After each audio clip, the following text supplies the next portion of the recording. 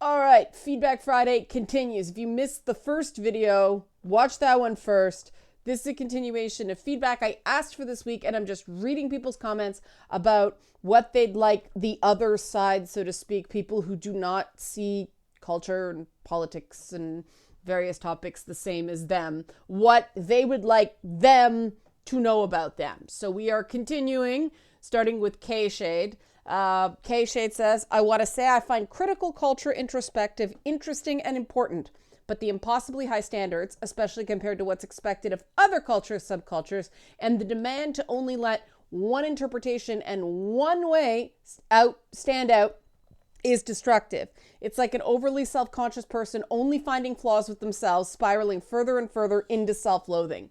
And I thought that was an important comment. Basically, people need a victory condition. You know, if the only thing you can do is fail, people are gonna just take the toys and go home or tell you off. I mean, you have to give people a right answer that's at least possible if you're gonna tell them a bunch of things they're doing is wrong. So thanks for your comment, K-Shade. XY Zombie says, I want others to know I don't hate you and I don't think you're stupid or this or that phobe. All I want to do is just solve problems. I'm seriously not trying to hurt your feelings in discussions. I'm just trying to communicate the best way I know how. I'm serious about this because when people feel disrespected, they just shut down and no learning or progress is made. That hurts us. That's hurt both of us. Now, I do think that's a fair thing that people, because there is no right answer. We're back to that again. This is why I grouped these two comments together. And there is no single right answer. Like, what one person likes is something another person can't stand. For example, the one I find incredibly divisive is the term people of color. I was sort of split. Actually, yeah. I hear friends of mine who are white. Actually, a lot of them are kind of former friends now, but they use the term people of color all the time. I don't hear my friends who are not white say people of color. They don't say I am a person of color. They refer to themselves as their background. I'm black, or I'm Asian, or I'm, Guyanese, or I'm Chinese, or whatever. Something about Canada, we all sort of assume the Canadian part, so people just fill in the not Canadian part. It's part of our mosaic multiculturalism up here. But other people I know prefer the term people of color as like a catch-all for all people that aren't white. But then people I know, especially people from like Sri Lanka or India or Pakistan or places like that, they're like, I'm not a crayon. I'm not a color. I'm a person. Like, so there's no winning there, right? Some people will go, why are you singling me out based on race if you invoke their race? We don't have the same sensitivity up here for the where's your family from thing, as long as it's not, no, where are you really from when they say I'm Canadian. But other people are very sensitive to that. And so there's no winning there. You can't assume anything. You have to ask. And I think people would do better with asking. However, if people just immediately flip out and, as XY Zombie said, shut down the minute somebody does something that has been completely fine up until this point, and then suddenly it's not fine.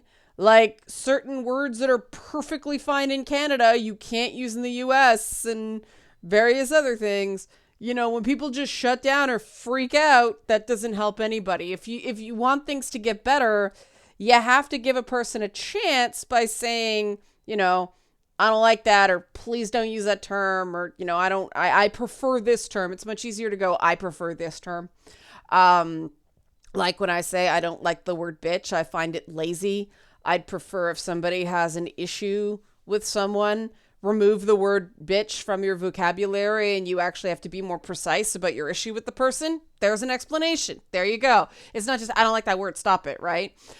Moving on. I This one really spoke to me this week. Varkesh says, I would like people to know that people who are not outspoken in life do have thoughts and opinions. And just because their voice can get lost in the sea of louder voices, it does not mean that they do not have the best idea or point in a room. Often they will not voice this for fear of ridicule or not be acknowledged or because the energy in the room has overwhelmed them. So if you are in charge of a group of people, pay attention to the quiet ones and try to foster an environment where they feel safe and not overwhelmed. Ultimately, this will benefit everyone because everyone will feel safe. Sadly, the quiet ones will rarely speak online, and very much so because of currently held social media pressures to think the bright way, but it doesn't mean a safe environment, not neighborhood, can be created. And I think this channel is one such space. Thank you. Signed, your friendly neighborhood introvert. I singled this comment out this week because I've worked on a few projects where somebody is utterly brilliant, but they don't speak up. And it used to be that I'd find out later that they had a great idea and didn't say anything. But now I try to give them a chance to speak in meetings, even if it's just once or twice. It is an incredibly difficult management challenge because some people, because of certain... I don't know how to say this in a politically correct way. There are certain neuroatypicalities or issues that cause people to interrupt and talk over people, and you have to sort of respect them and recognize they can't help it, but at the same time, stop people from being talked over. I notice, at least at work, and this is just I'm not saying this is scientific, I'm saying in my experience, and it may just be my personal experience, the issue tends to be that women say less in meetings.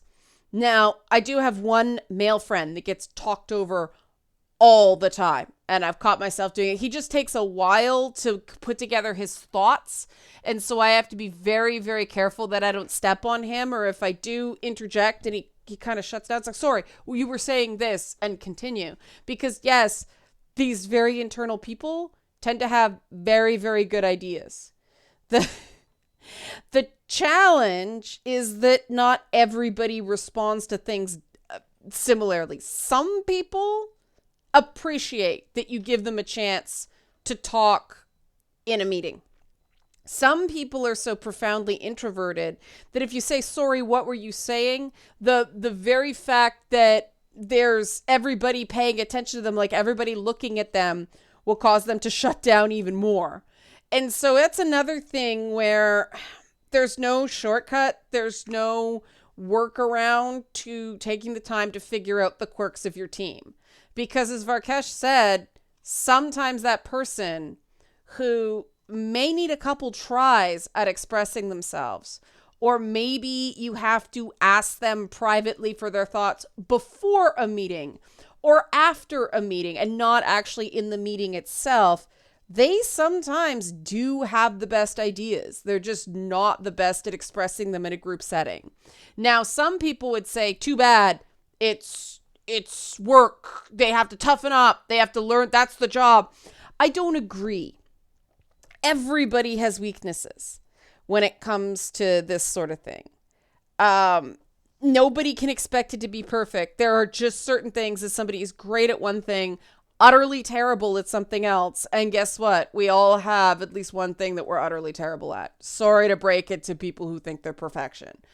And I don't think that introverted creatives should be forced to constantly exhaust themselves because workplaces tend to be built for extroverts. I think that it's better if we do the team meeting jam sessions for the extroverts, but then you do the follow-up or you do the pre-meeting with the introverts to give them that space. Now, of course, what that means is middle management can't be so overwhelmed that they don't have time to do that. And we have the problem right there. So I just thought I'd bring this up because I do know some people who are utterly brilliant and their ideas are fantastic and they have really good instincts. They just get totally overwhelmed and talked over in meetings. And yes, I said they're predominantly women. I am not saying that the people in meetings who do it are sexist. Quite the opposite. It's just dynamics that you sort of have to be aware of. So thank you for leaving that comment, Varkesh, your friendly neighborhood introvert. Autumn says, and I found this one really interesting and well put as well. I think what I'd like people to understand about me is that they don't necessarily know my opinion until they've asked me directly. I've seen articles and commentators of all walks of life speak in broad strokes about demographics and what those demographics think and feel. But then I've seen people basically have opinions projected onto them by people who take those broad strokes as gospel truth. Amen. I think if people were aware enough of their own biases to ask people's opinions in good faith, they'd probably get good faith answers that aren't what they'd imagined. At the very least, I'm more inclined to participate in discussion if there's an expression of interest from the other party, rather than them being quite certain that they already know all there is to know about the opinions of demographic I happen to be a part of before I even enter the discussion. Amen, Autumn. I've been on this one, multiple sides of this coin. One, and something that utterly drives me nuts, is the minute someone hears the F word, feminist, they immediately think they know what I believe. And they start saying, your people, you people believe this and believe that. And it's like, I don't believe that. I don't believe that. I don't believe that. The unfortunate and ridiculous thing about the feminist movement is, again, it's something that purports to represent one full half, plus a little bit, of the human race. That is too big to get any consensus. You will find completely contradictory opinions within the feminist space. You will find completely contradictory opinions in the game design space. I feel really bad for when I guest lecture at the college I do talks at, and a student asks, what about this? What about this principle of game design? And I'll have to give them the answer of, well, this school of thought here, and there's this school of thought here, and then there's the other school of thought here. There's no right or wrong answer. And some people find that very frustrating because they're in university to get a job, and so they'd like the right answer, please. And it's very difficult to tell them there's no right answer. But, that's the most factual answer I can give them, is that there's no consensus. And,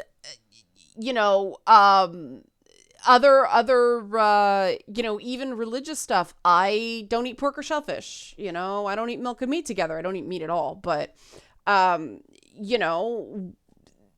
other people who identify as Jewish, they do eat meat. They do eat bacon. So there's no single thing. And that's a much smaller group than women, or even probably, mainstream feminists, the thing that some people on the internet don't think they exist. But, Autumn, I'm sorry, I have trouble with that middle syllable and words like that. I feel you on that. I feel myself kind of shutting down and not interested at all in talking to somebody when they tell me what I think. Just why bother having a conversation when someone is already that sure? There's no point in fighting them when that is the case. I also find this interesting as an observer who has, studied data. And I know this is political. This is just an example of this point. Watching the U.S. election from somebody who blessedly did not have to vote this time.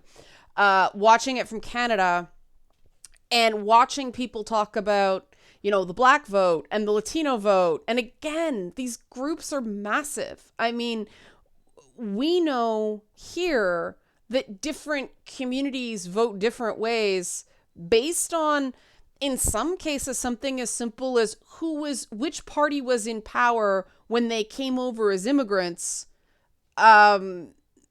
they have sort of a warm feeling towards them that tends to lock them in, because that's how they became a citizen, right? Sometimes even that is enough. The party that granted them refugee status or something like that. Now, America has certain minority populations that, were born there. It's not the same thing. And again, you have different things from people who were born in the country and people who are immigrants to the country. They have different issues.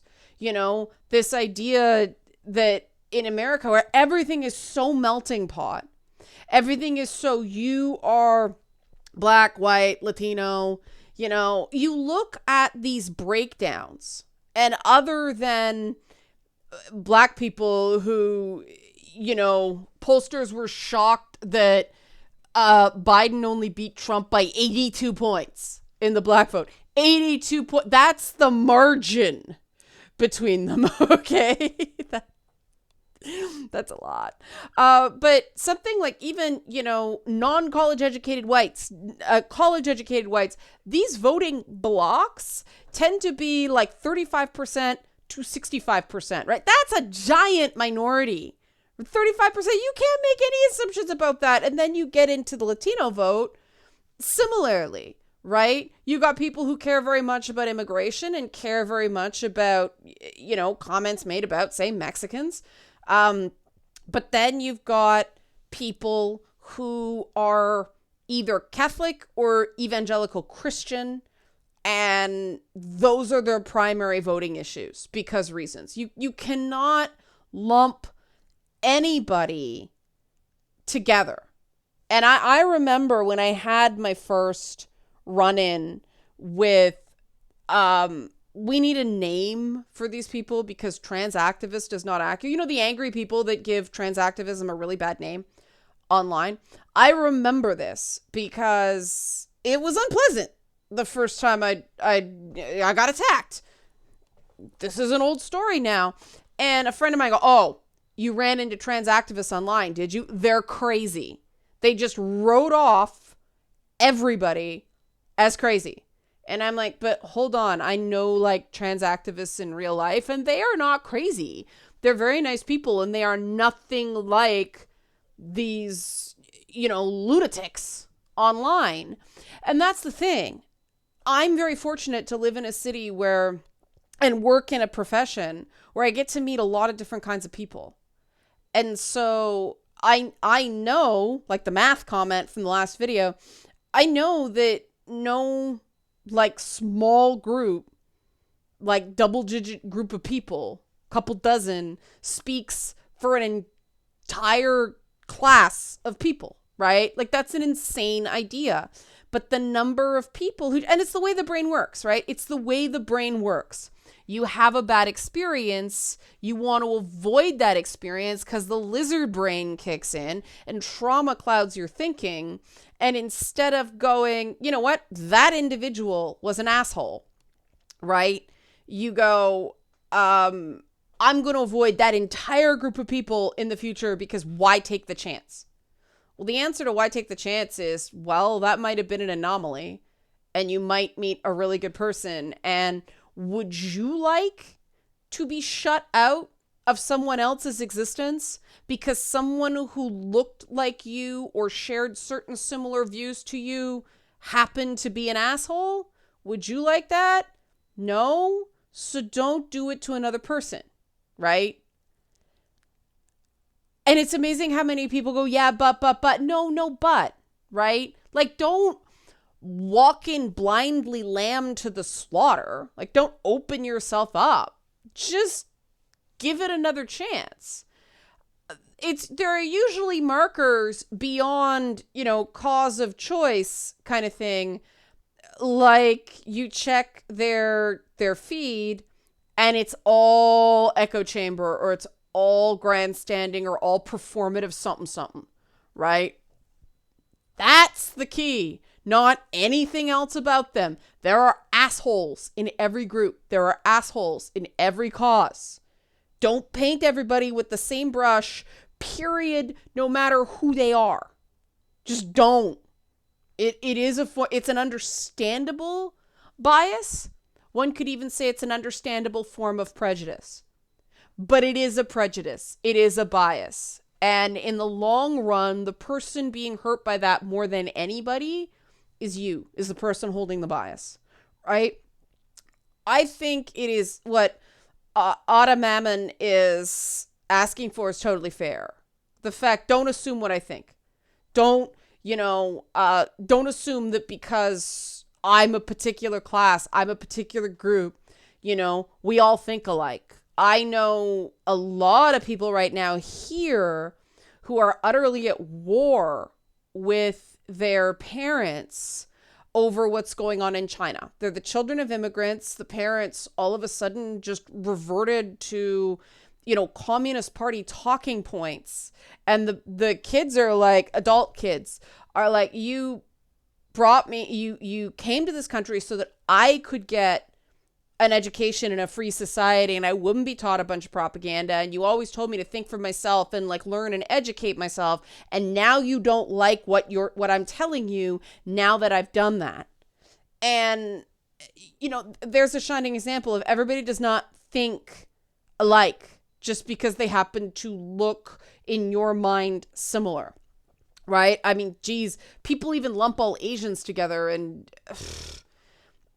Japan, China, Laos, Vietnam, Philippines, Thailand, even saying Taiwan is contentious in some circles. Like, then you got South Asian and those issues. You can't assume just because of the way someone looks or where they're from that they hold a particular set of views.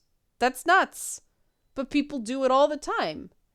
And I would like to see, I get with politics and I get with marketing, and this is something that drives me crazy about marketing. I wish marketing would be, we are looking for an audience with this view on the world, right? Like, we are looking for individualists, or we are looking for thrill seekers, or we are looking for problem solvers, instead of we're looking for men 18 to 34, because that just, again, okay, your primary demo might be men 18 to 34, but your secondary market might be women 25 to 54, and they're 70, so they're 35% of your sales. And if you go all in on men, you're gonna, first of all, do some kind of stereotypical stuff, because again, not all men like the same things. It's a useless, again,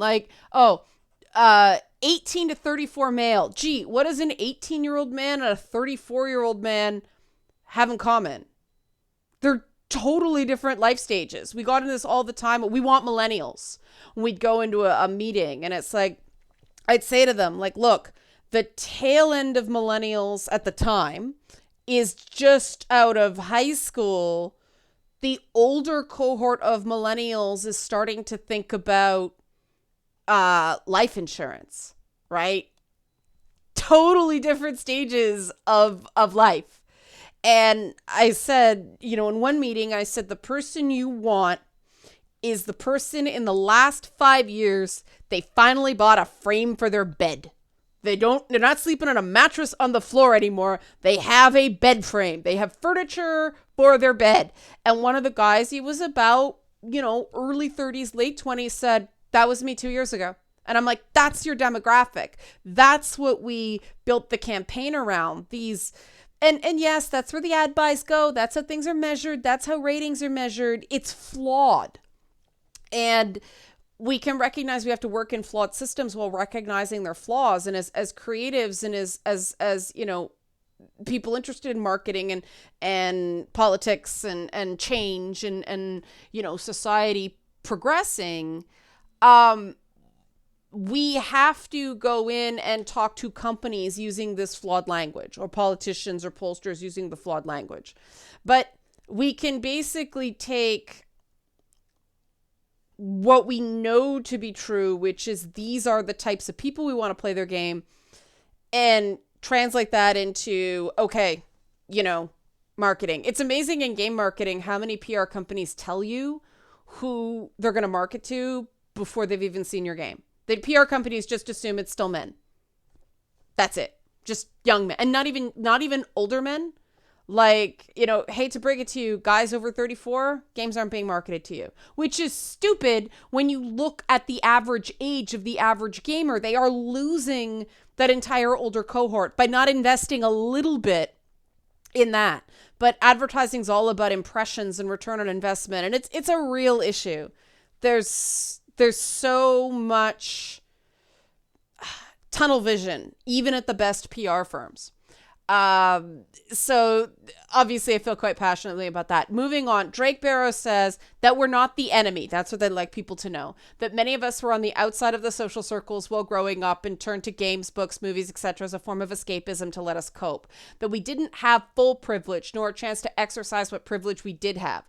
We aren't the enemy because we can at least understand what you say about living as marginalized groups. Even if our experience doesn't match yours fully, we can grasp the concepts you're talking about. And I was like, notice he said we don't have full privilege. That's somebody who understands privilege theory. But that's something that these activists miss.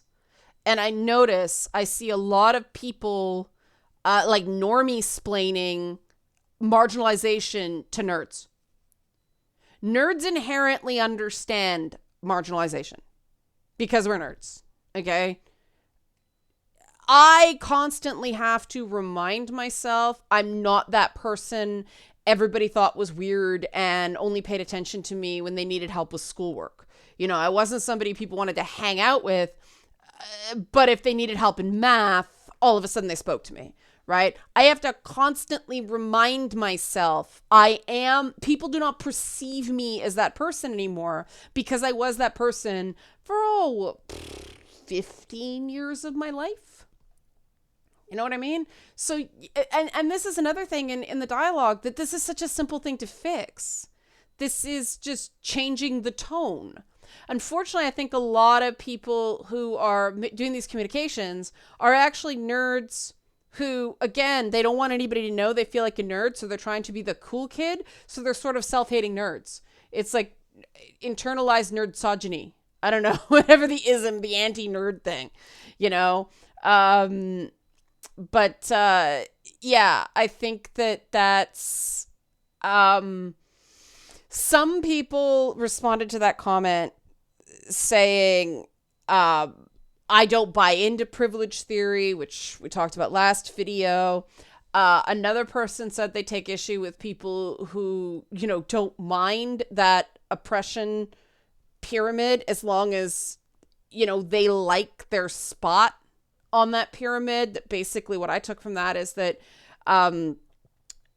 too many people claiming they're battling for equality actually just want to move up a rung on the oppression pyramid. They don't actually want to balance things. They don't want to equalize things. They just want to supplant the people they think are on top right now.